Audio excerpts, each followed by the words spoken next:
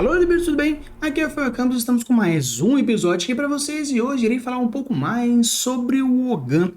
É uma linguagem que particularmente eu acho bem interessante, um alfabeto que eu acho bem interessante porque devido ao fato de ter uma origem druídica, tem aí as suas lendas que falam da origem druídica, também pelo fato de que como eu vivi aí um pouco na Irlanda, passei um intercâmbio aí de 8 meses na Irlanda, e tive contato um pouco mais com essa cultura irlandesa, um pouco da cultura bárbara, viking e outros fatores interessantes. Eu achei que seria bem legal a gente conversar um pouquinho e também entender um pouco mais sobre essa linguagem, utilizar desse conhecimento para poder construir as nossas linguagens fantásticas, as nossas conlangues, beleza? Então, bora lá conversar um pouco mais sobre esse alfabeto incrível com muita história e muito conhecimento.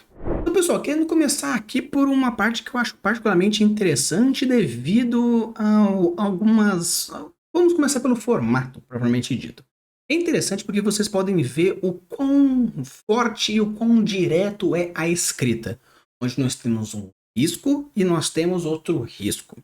O A correspondendo aí, risco, risco, o O, risco, risco, risco, e assim vai. Por quê? Agora, uma coisa que é bem interessante, eu já falei várias vezes, e aqui é interessante a gente repetir um pouco mais essa informação, é pelo fato de que a grafia está diretamente relacionada a fatores sociais, onde representa o formato e a estrutura de uma sociedade através das suas curvas, das suas linhas, das suas ondulações. O formato do material onde é escrito, sendo papel, se por acaso é numa pedra, se por acaso é na madeira, você vê que a conformação da palavra está diretamente relacionada também ao material, porque ele permite que você utilize de certas modificações morfológicas da letra devido ao material que a gente está fazendo, se ele é mais duro, se ele é mais suave, se ele é rígido, se ele é flexível. E também relacionado à ferramenta. Se por acaso você está fazendo a sua escrita no papel e você está utilizando uma tesoura, então você percebe que pode ter um formato de letra específica. Ainda mais se estamos falando também de tinta, de pincel, e o seu pincel se tem uma ponta, se tem duas pontas, se as cerdas são mais duras, se as cerdas são mais moles. Tudo isso vai alterar no formato da letra. E por que eu estou dizendo isso? O Ogan é bem legal porque é uma linguagem, no caso é uma grafia feita diretamente na pedra. E o que faz ser, o que não faz ser interessante esse fator, é porque se vocês forem observar de uma forma mais geral, até porque vou colocar a imagem para vocês verem, nós temos a escrita em cima da pedra e o legal é que essa linha principal, onde vocês podem ver aqui, por exemplo, que a linha principal no A cortando aqui, o O cortando aqui, o U cortando aqui, na verdade é porque, devido ao fato de ser na pedra, na esquina da pedra, no caso a gente pegando aqui no vértice da pedra, essa linha aqui corresponde simplesmente à linha base que é usada para poder escrever, porque a letra propriamente dita é como é colocado aqui do lado, o A, o H, o D, o T, o C, o Q. Da mesma forma que aqui o M, o G e tudo mais. Você percebe que, na verdade, a letra em si não é um risco com a curvatura, no caso a angulação. É a angulação. Essa corresponde à letra. Por quê? Como o formato da letra está diretamente relacionado também a como e onde é feito, aqui a linha base é utilizada aqui na pedra. No caso, quando se escreve interferindo, no caso, transcrevendo num papel, é necessário utilizar essa linha base como forma de direcionamento. Da mesma forma que no caderno a gente tem a linha superior, a linha inferior para saber onde começa e termina, ou nos cadernos de caligrafia, onde nós temos a linha superior, a linha média, a linha inferior para saber até onde a letra vai, até onde a letra volta, e assim por diante. É utilizado essa linha base como forma de mostrar qual que é a angulação utilizada, ou onde vai ser feito, se vai ser mais para cima, mais para baixo. Então achei bem legal porque aqui a gente já tem dois parâmetros interessantes para trabalhar nossa conlang. A primeiramente é o fato de ser que a grafia da letra na sua totalidade, ou só na sua naturalidade, feita na pedra, no vértice da pedra, onde é utilizado o vértice como... Mas acho que é a aresta, né? Na verdade, é a aresta da pedra como forma de caminhamento, de direcionamento da letra. E quando transcreve para um papel ou uma outra estrutura, uma outra forma, onde não existe essa linha base como é feita na quina dessa pedra, utiliza-se dessa linha base como forma. Tanto que se for ver as transliterações que existe dessa linguagem no papel, para, no caso dos europeus, levando para outras localidades, principalmente a galera que passou lá mais ou menos no século IV, século V, onde essa linguagem foi mais utilizada, quando foi passada para outras localidades, precisava não levar uma pedra inteira. No caso, se fosse levar uma pedra, um manuscrito disso era um coletão de pedra enorme, onde tinha essas esculpidas.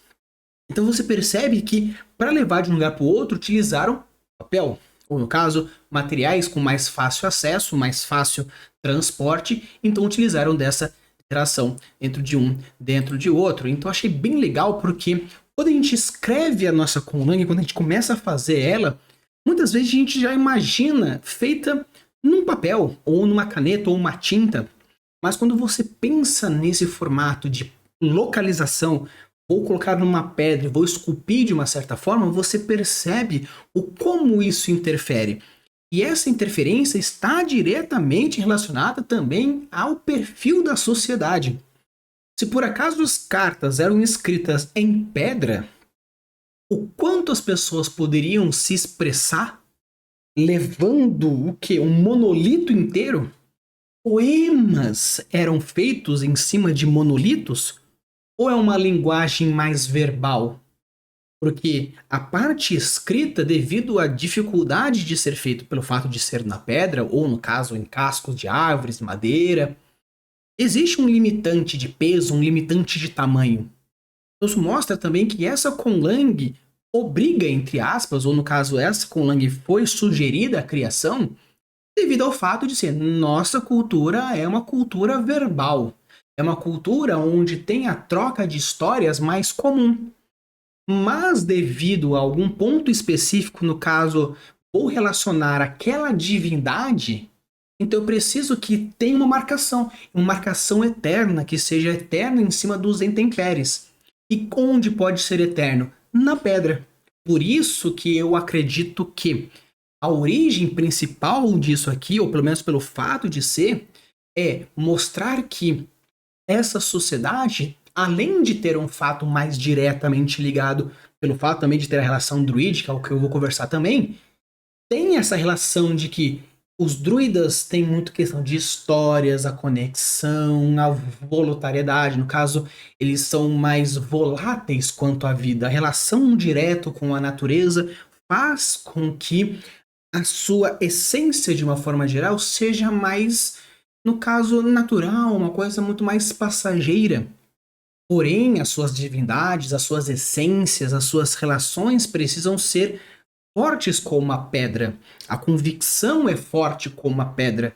Então, para alguma coisa específica, um amor eterno, ou uma pessoa, ou alguma coisa, um ser, algo que seja, que precise ter essa relação direta com o eterno, foi escolhida a pedra como o primeiro material, ou no caso a proposta de material de escrita dessa conlang. Por isso que eu acho bem interessante que escrever uma conlang você pode fazer aprofundamento que você achar interessante, seja ele algo bem mais superficial ou algo bem mais profundo, relacionando outros fatores, mas você percebe que existe sim, caso você queira colocar dessa forma toda essa parte um pouco mais robusta e interna sobre os fatores. Tanto que eu falei para vocês que o alfabeto, no caso a letra céltica, vamos chamar dessa forma, dessas árvores, ou no caso dessa conformação, tem uma origem bem ligada com a relação das árvores. Vou até mostrar aqui para vocês uma imagem que representa isso de uma forma mais forte. Que cada uma das letras, ou a relação que existe com essas letras, está diretamente ligado a árvores, onde cada uma árvore, cada tipo de árvore tinha uma relação direta com a linguagem propriamente dita. Porque eles acreditam que a filosofia por detrás desses ensinamentos druídicos, da mesma forma que existe, no caso, o alfabeto das flores, que cada flor representa um tipo de amor, tanto que até foi referenciado isso em Harry Potter, por exemplo, onde Lilian tinha essa ideia do tipo de flor, e quando Snape fala sobre Harry Potter, quando você junta uma flor de não sei o que com uma flor de não sei o que, daria o quê? Foi uma referência onde ele disse que tal flor tem um significado em cima de um sentimento, a outra flor tem uma relação em cima daquele sentimento, onde na verdade ele fala que o Harry Potter é a união dessas duas flores, porque uma representaria o pai e outra representaria a mãe. Então você sabe que no caso aqui tem essa relação direta com o druídico, então cada uma das árvores tem o seu significado, e isso faz com que a letra também absorva esse significado. Também tenha essa fomentação de que a natureza está diretamente ligada aos princípios sociais e culturais daquela população, e devido ter aquelas relações fortes com aquelas árvores, com aqueles ensinamentos, a linguagem também foi juntando, fazendo com que tenha essa relação direta. Tanto que a galera acredita que a lenda por detrás fala que um jovem que se chamava Ogma, ele criou a escrita da natureza, veio com um chamado de... porque toda a imaginação que ele tinha, todas as referências que ele tinha, fazia com que ele olhasse aquela coisa divina chamada natureza e encontrasse as angulações, os formatos, as dinâmicas das letras. Tanto que se vocês forem perceber aqui, temos o quê? A linha principal vendo como tivesse essa árvore, e cada um dos lados, ou fosse girar para cá ou girar para lá, seriam as representações dos galhos em cima daquele tronco principal. Então é bem legal porque o princípio básico de ter esses risquinhos para cá, risquinhos para lá, é pelo fato da árvore ter o tronco principal, utilizando então a aresta da pedra como a sua formação, e as angulações das letras usando como se fosse os galhos. Então eu achei bem legal porque, além da utilização direta do próprio material, o porquê do formato das letras terem um significado. Obviamente, quando você vai construir uma conlang, não necessariamente a gente vai utilizar todo esse ensinamento, ou no caso, todas essas referências, mas é bem legal você, na hora de que, puxa, eu queria construir alguma coisa, e qual que é a base de começo? A base pode ser diversa. Você pode começar pela escolha dos glifos, no caso, vou fazer esses glifos. Ou no caso, vou começar a princípio por uma essência, eu quero fazer algo como se fosse uma linguagem de dragões, uma linguagem de elfos, uma linguagem druídica, uma linguagem por onde? Você pode começar também pela escolha do tipo de alfabeto. Quero fazer um alfabeto, no caso silábico, no caso alfabético tradicional, onde cada letra tem a sua junção e vai formando então as sílabas de acordo com as letras. Ou no caso, quer fazer como se fosse um ideograma ou um pictograma. Quer fazer algo misturado, quer fazer um pouquinho de tudo, quer fazer um abjad, por exemplo, onde apenas algumas consoantes possuem os glifos e os vocabulários mais vogais têm a sua composição. Então é legal porque você pode começar a escolha ou iniciar a sua conlang por diversos fatores. Quando fizemos um vídeo falando sobre a linguagem gorilesa aí do Tarzan, o início da conlang surgiu a partir de quais são os sons produzidos pela criatura que estamos fazendo, que no caso é o gorila. Então, se você quiser começar utilizando qual é a estrutura fonética capaz utilizada pela criatura e o como esse fonema ele é feito ou como ele é representado, você pode fazer também. Eu achei bem legal porque a lenda aqui por detrás tenta explicar o fato de ser algo mais assim a outro.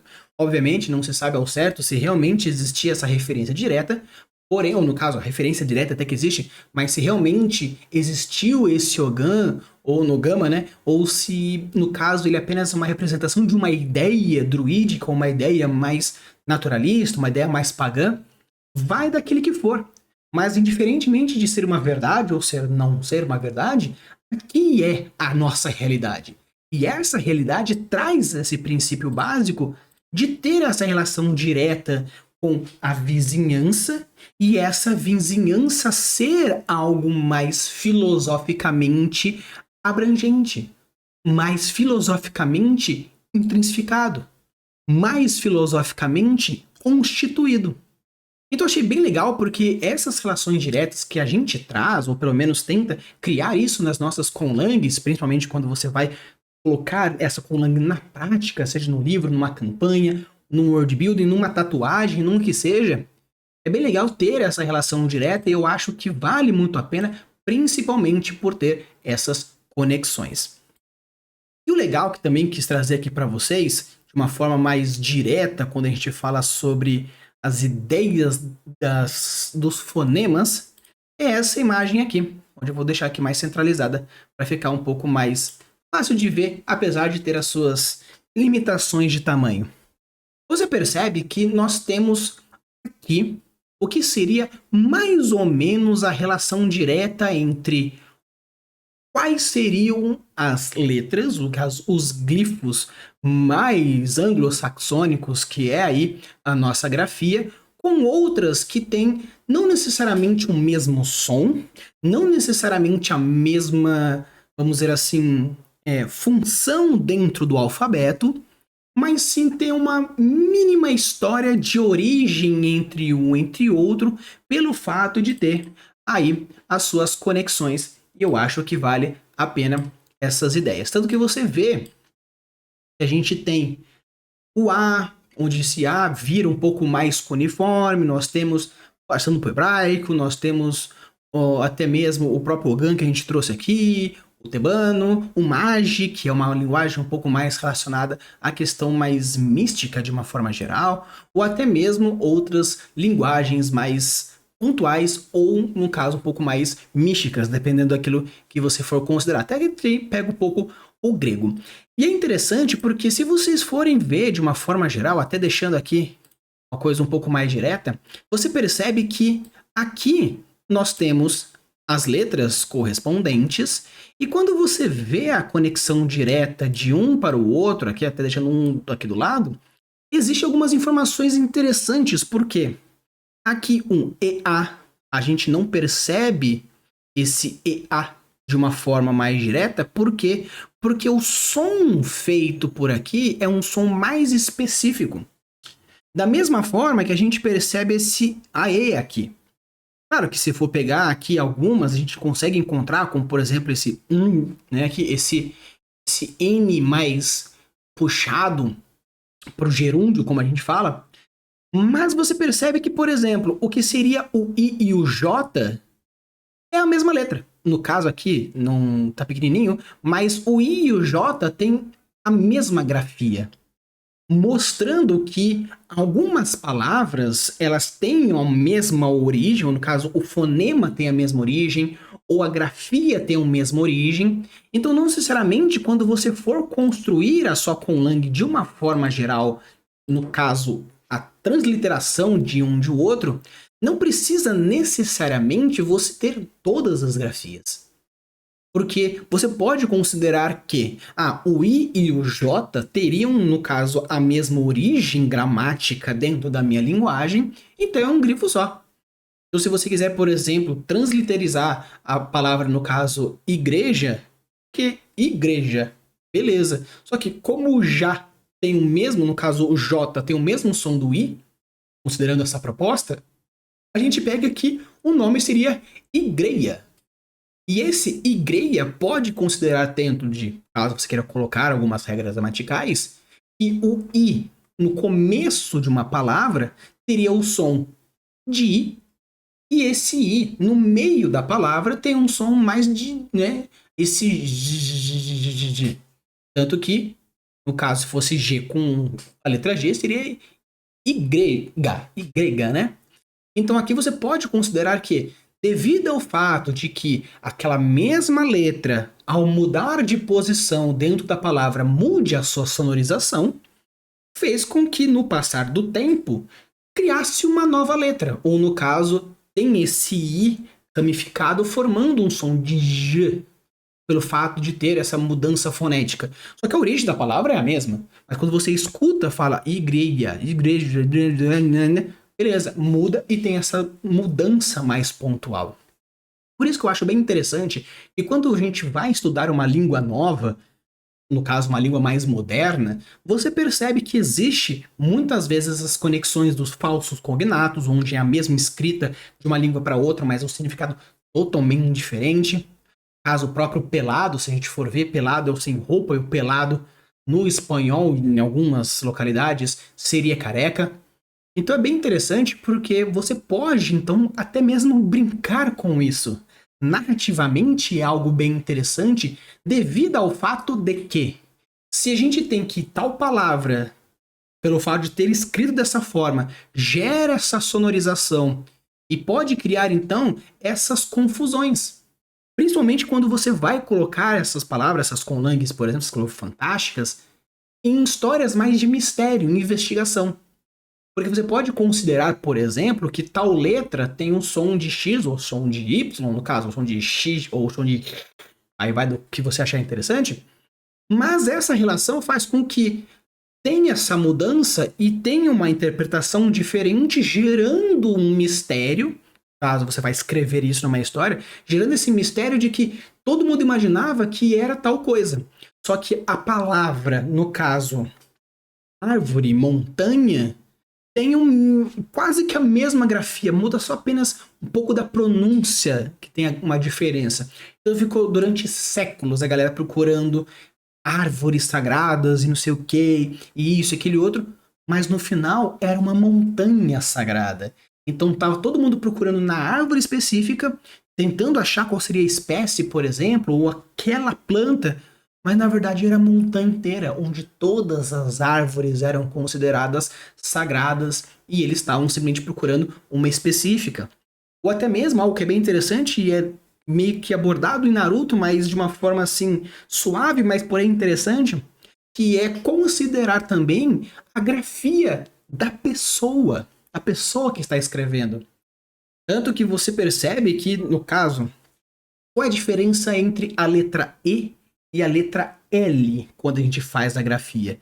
E, dentro de uma cartilha de caligrafia, o E considera do ponto baixo até o ponto médio. O L do ponto baixo até o ponto mais alto, até chegar no ponto baixo novamente.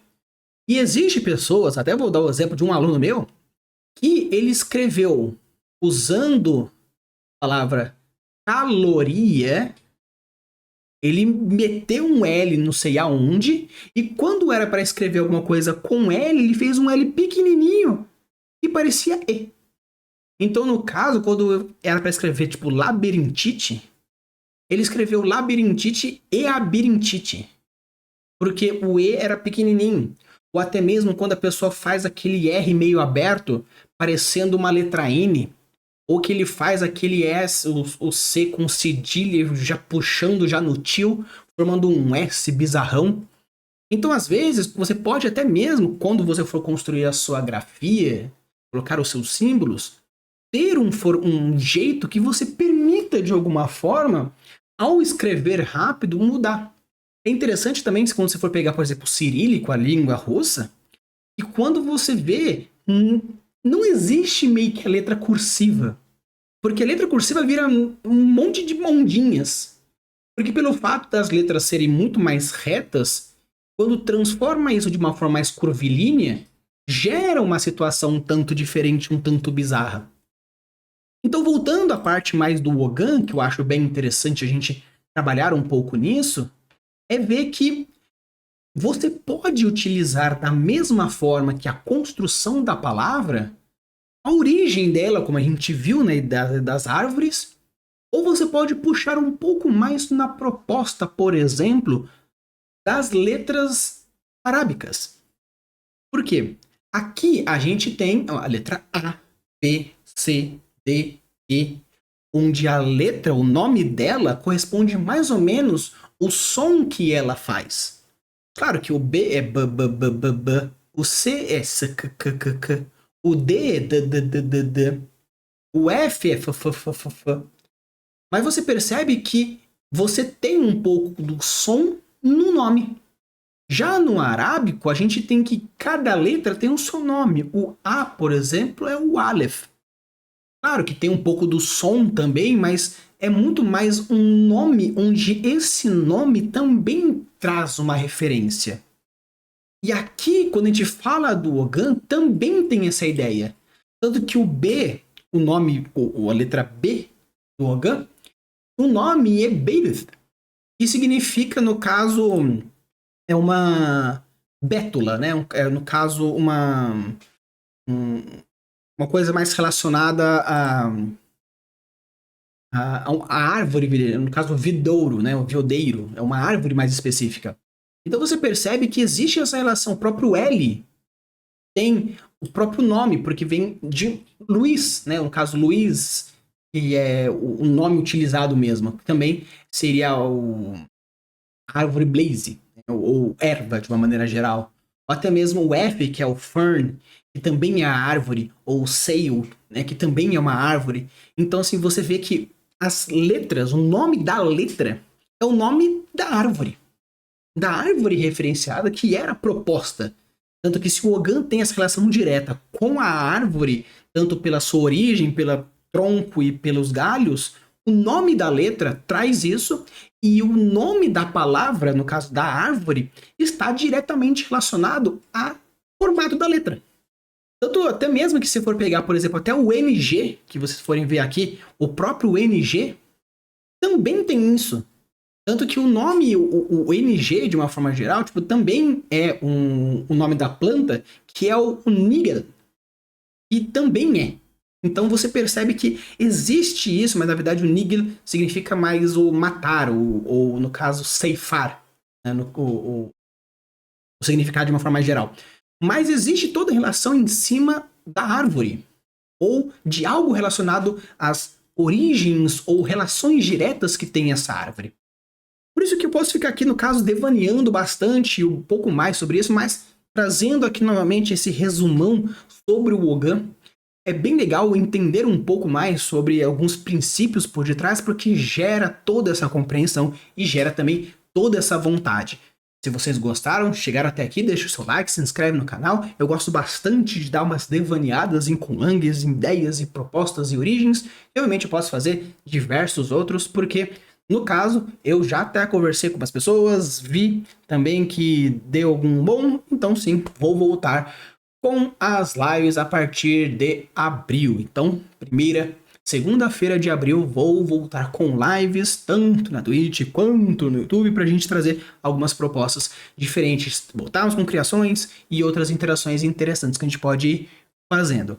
Então, já deixa aí avisado e já fiquem aí ligados para a gente começar as lives trazendo bastante coisas bem interessantes e além de uns projetinhos que estão para surgir agora em 2025. Use a boa das suas construções e deixe os mundos cada vez mais incríveis. Valeu!